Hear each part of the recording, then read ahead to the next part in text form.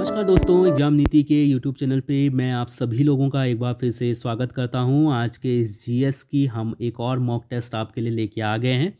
अगर आप किसी भी गवर्नमेंट एग्जाम की प्रिपरेशन कर रहे हैं जिसमें कि जीके के क्वेश्चन पूछे जाने हैं, तो आप हमारी इस डेली जीके को फॉलो कर सकते हो, क्योंकि यहाँ पर मैं विस्तार से आपको समझाता हूँ और हम लोग क्वेश्चन भी करते हैं और डिटेल में समझने की कोशिश भी करते हैं। तो आने वाले कुछ ही महीनों में आपके पास बहुत सारे प्रश्न हो जाएंगे जिनके आंसर आपको पता होंगे।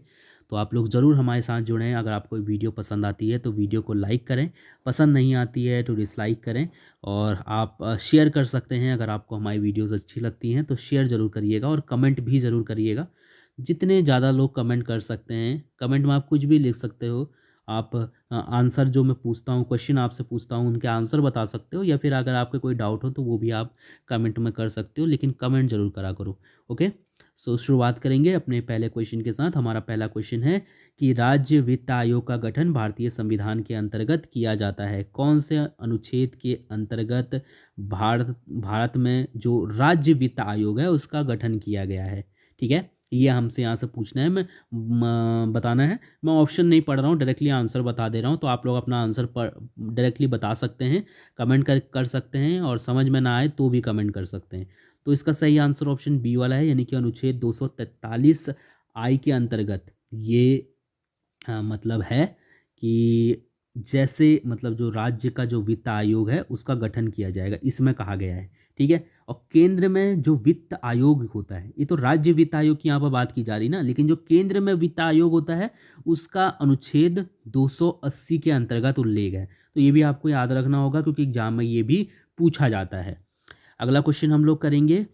क्वेश्चन नंबर सेकंड है हमारा कि भोजशाला मंदिर की अधिष्ठात्री देवी कौन सी है? तो भोजशाला मंदिर की अधिष्ठात्री देवी जो है उनका नाम है क्या? भगवती सरस्वती। ऑप्शन डी वाला यहाँ पर सही हो जाएगा। कहाँ पर है ये मंदिर? भोजशाला मंदिर, तो ये मध्य प्रदेश में स्थित है, और यहाँ की जो अधिष्ठात्री देवी हैं उनका नाम है भगवती सरस्वती। अगला क्वेश्चन है क्वेश्चन नंबर तीसरा कि तीसरी शताब्दी में वारंगल प्रसिद्ध था। वारंगल एक स्थान है जो वर्तमान तेलंगाना राज्य में स्थित है। तो ये पहले किस लिए प्रसिद्ध था? मैं आंसर बता रहा हूँ। इसका सही आंसर ऑप्शन डी वाला है, यानी कि हाथी दांत के काम के लिए। हाथी दांत से बहुत सारे आभूषण बनाए जाते हैं, तो उसके लिए ये वारंगल प्रसिद्ध था प्राचीन काल में। वारंगल वर्तमान में मैंने बता दिया आपको तेलंगाना राज्य के अंदर पड़ता है। ठीक है, क्वेश्चन नंबर चौथा है हमारा कि महान कवि रविन्द्रनाथ टैगोर एक महान चित्रकार के रूप में उभरे जब उनकी आयु थी। किस वर्ष में जो है उन्होंने चित्रकारी एक तरीके से कह सकते हो शुरू की थी, या उभरे थे वो चित्रकार के रूप में? तो वो उभरे थे 70 वर्ष की आयु में। कहा जाता है कि जब 67 वर्ष के थे रविन्द्रनाथ टैगोर, उस वक्त इन्होंने पेंटिंग शुरू की थी। और ये भारत के एकमात्र ऐसे कलाकार हैं जिनकी जो पेंटिंग है वो यूरोप और अमेरिका में भी प्रदर्शित की गई है। तो आप सोच सकते हैं, अगर आप किसी चीज़ की तैयारी कर रहे हैं और उम्र ज़्यादा हो गई है, या फिर आपको लगता है कि टाइम निकल गया, तो आप यहाँ से एक इंस्पिरेशन ले सकते हैं कि 67 ईयर्स की उम्र में किसी व्यक्ति ने पेंटिंग बनाना शुरू किया और उसने इतनी ख्याति हासिल की कि उसकी जो मतलब एक सिर्फ शौक नहीं था ये, क्योंकि शौक से कहीं ज़्यादा आप इसको कह सकते हो, तभी तो यूरोप और अमेरिका जैसे देशों में भी प्रदर्शनी लगी उनकी पेंटिंग्स की। ठीक है, तो 70 वर्ष की आयु में, 67 की उम्र में उन्होंने शुरू किया था। तो वो जब उभरे थे, मतलब एक तरीके से पूरी पहचान उनकी बन गई थी 70 वर्ष की आयु में। ये हमें यहाँ से याद रखना होगा। अगला क्वेश्चन हम लोग करते हैं, क्वेश्चन नंबर 5वां कि बंधुआ मजदूर अधिनियम संसद ने पारित किया था। जो बंधुआ मजदूर अधिनियम है ये संसद में पारित हुआ था 1975 में। ऑप्शन बी वाला यहाँ पर सही है।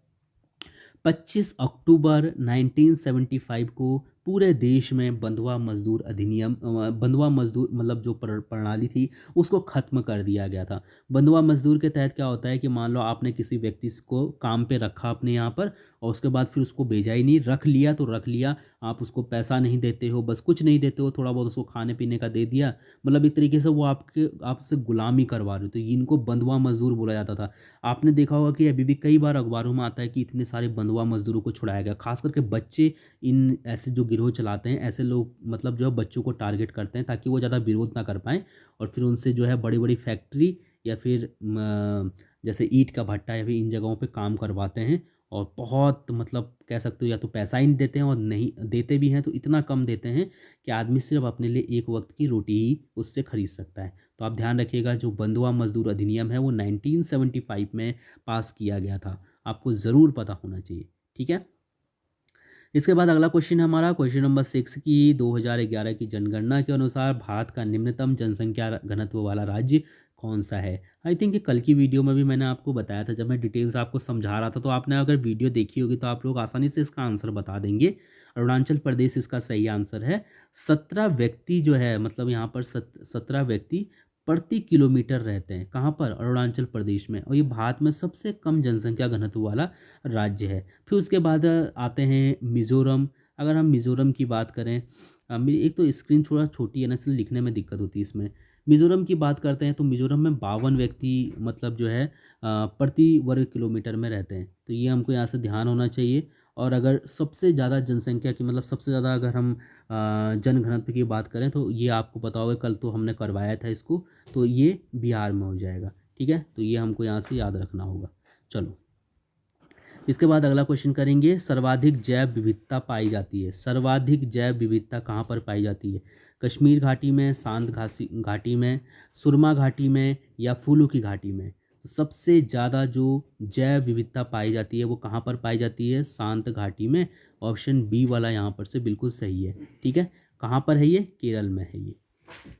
जैव विविधता का मतलब क्या समझे कि मतलब ऐसी जगह जहाँ पर अलग अलग डीएनए वाले या अलग अलग मतलब विशेषता वाले जो जीव हैं वो पाए जाते हैं, या फिर पेड़ पौधे पाए जाते हैं। ठीक है, मतलब अलग अलग जीव पाए जाते हैं। जैव विविधता की अगर हम यहाँ पर बात करें तो समझ रहे हो ना।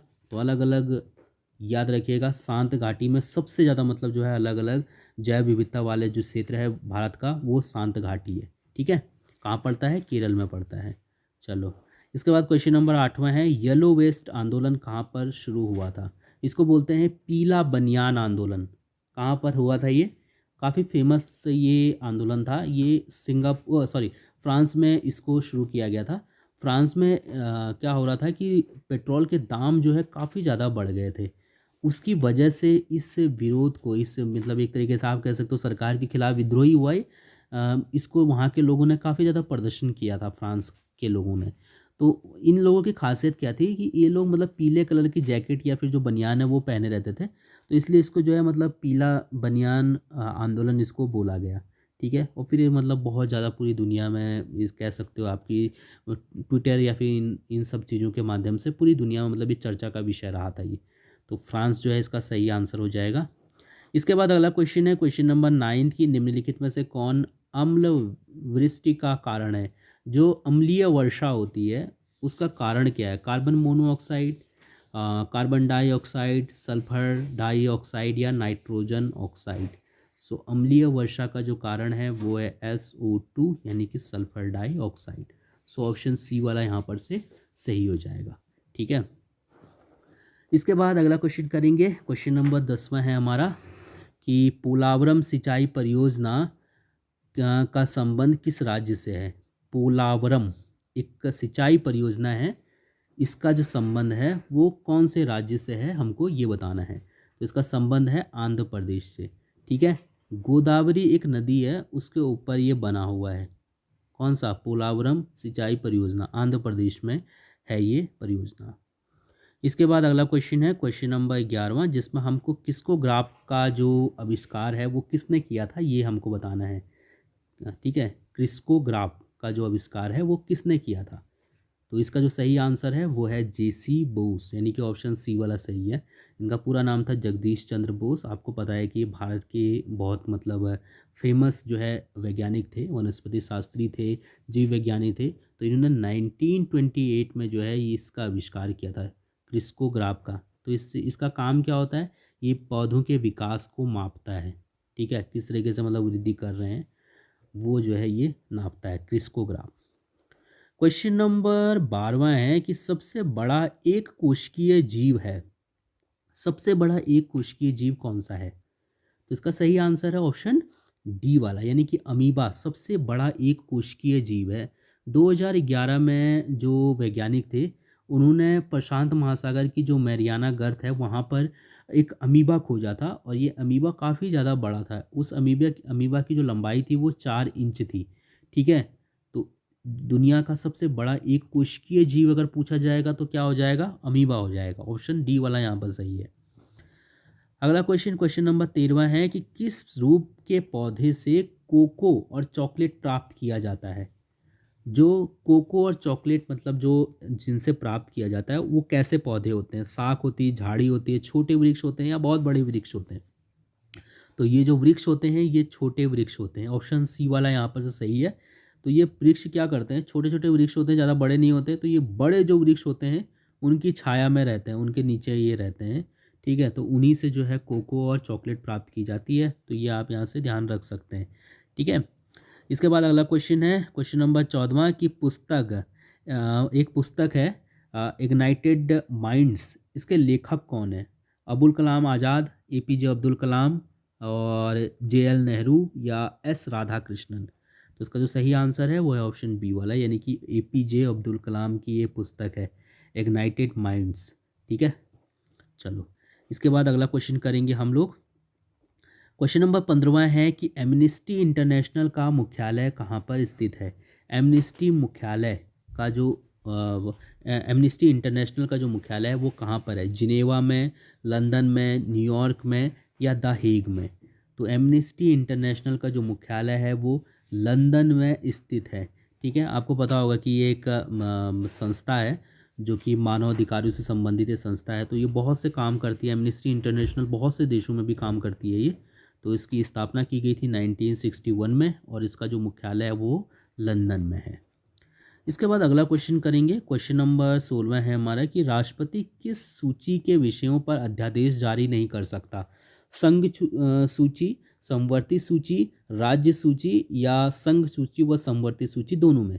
तो जो राष्ट्रपति होते हैं वो राज्य सूची के लिए अध्यादेश जारी नहीं कर पाते हैं, ठीक है? और हमसे कई बार ये क्वेश्चन यहाँ से बन के आता है कि जो राष्ट्रपति को अध्यादेश जारी करने की जो शक्ति है वो अनुच्छेद मतलब किस संविधान के किस अनुच्छेद के अंतर्गत दी गई है? तो 123 ये अनुच्छेद है जिस मतलब जो है जिसके द्वारा राष्ट्रपति को शक्ति दी गई है कि वो किसी भी चीज़ को लेकर अध्यादेश जारी कर सकता है। और अध्यादेश की जो अधिकतम मतलब आप कह सकते हो जो अवधि होती है, मतलब कोई जो अध्यादेश है वो अधिकतम कितनी अवधि तक रहेगा? तो वो 6 महीने की अवधि तक रह सकता है, ठीक है? तो अब अवधि मतलब ये जो अध्यादेश होता है इससे क्या समझे? तो मान लो कि जैसे थोड़ी देर के लिए मान लेते हैं 3 तलाक का कानून था, ठीक है? तो 3 तलाक के कानून बनने के लेकर क्या होगा? सबसे पहले लोकसभा में पास होगा, फिर राज्यसभा में पास होगा और उसके बाद फिर राष्ट्रपति के पास जो है वो जाएगा, ठीक है? लेकिन अगर सीधे कानून बना देना है तो क्या होगा कि राष्ट्रपति के पास मतलब राष्ट्रपति डायरेक्टली उसको कानून बना सकता है और तुरंत 3 तलाक जो मतलब है उसको रोक लगा सकता है, ठीक है? तो ये 6 महीने के लिए वैलिड हो सकता है अधिकतम और उस दौरान फिर मतलब बहस हो सकती है दोनों सदनों में और फिर पास होके फिर ये अपना जो मतलब एक तरीके से कैसे कानून है वो बन सकता है। तो जो तत्काल जिन चीज़ों के लिए ज़रूरत होती है वहाँ पर अध्यादेश जारी कर दिया जाता है, ठीक है, राष्ट्रपति जी के द्वारा। क्वेश्चन नंबर 17 है हमारा कि 1757 में प्लासी के युद्ध में सिराजुद्दौला के साथ किसने विश्वासघात किया था? सिराजुद्दौला की हार हुई थी प्लासी के युद्ध में जो 1757 में हुआ था। तो इसमें किसने उनके साथ गद्दारी की थी? तो मीर जाफ़र ने की थी, ठीक है? अंग्रेजों के साथ मिल लिया था ये। इसके बाद क्वेश्चन नंबर 18 है कि निम्न राजवंशों में सबसे पुराना राजवंश कौन सा है? चालुक्य, पल्लव, राष्ट्रकूट या सातवाहन? तो सबसे पुराना जो राजवंश है वो है सातवाहन, ऑप्शन डी वाला सही है। गौतमीपुत्र सातकर्णी के बारे में आपने सुना होगा, कई बार पूछा जाता है कि सातवाहन वंश का सबसे प्रतापी राजा कौन था? तो गौतमीपुत्र सातकर्णी था, ठीक है? तो भारत में शीशे के सिक्के चलाने वाला जो है ये पहला राजवंश था, कौन?